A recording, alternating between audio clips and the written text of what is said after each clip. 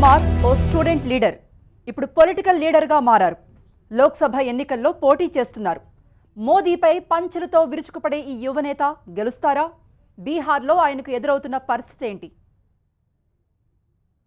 సార్వత్రిక 4వ విడత ఎన్నికలు ఏప్రిల్ 29న జరగబోతున్నాయి. బీహార్లోని 5 స్థానాలకు పోలింగ్కు ఏర్పాట్లు పూర్తయ్యాయి. ఇప్పుడు అందరి దృష్టి ఒకే నియోజకవర్గంపై ఉంది. ఆ సీటే బెగుసరాయ్. అత్యంత వెనుకబడిన ప్రాంతాల్లో ఒకటి. ఇక్కడి నుంచి విద్యార్థి సంఘం నేత కనయ్య కుమార్ పోటీ చేస్తున్నారు.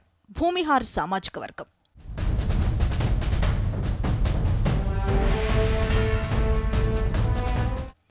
జేఎన్యూ విద్యార్థి సంఘం నేత కనయ్య కుమార్ ఎదిగారు.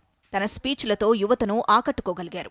2016 నుంచి దేశంలోని వివిధ యూనివర్సిటీలను విద్యాసంస్థల్లో పర్యటించి ప్రసంగాలు చేశారు.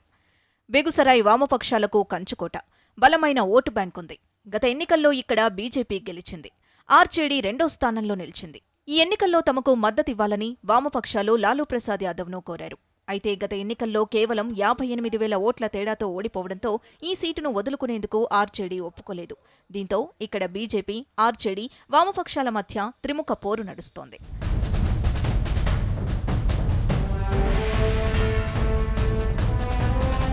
త్రిముఖ పోరుతో కనయ్య కుమార్ ప్రచారం వేగం పెంచారు. కనయ్యకు మద్దతుగా స్వరా భాస్కర్, జావేద్ అఖ్తర్తో పాటు దళిత నేతలు జిగ్నేష్ మేవానీ, స్టూడెంట్ లీడర్లు ముమ్మరంగా ప్రచారం చేస్తున్నారు. కనయ్య ఈసారి రంగంలోకి దిగడంతో బీజేపీ క్యాండిడేట్ను మార్చింది. కేంద్ర మంత్రి గిరిరాజ్ సింగ్ను ఇక్కడి నుంచి బరిలోకి దింపింది. గిరిరాజ్ సింగ్ కూడా భూమిహార్ సామాజిక వర్గానికి చెందినవారే. ముక్కోనపు పోటీలో కనయ్య కుమార్ ఏ స్థానంలో నిలుస్తారనేది చర్చనీయాంశంగా మారింది.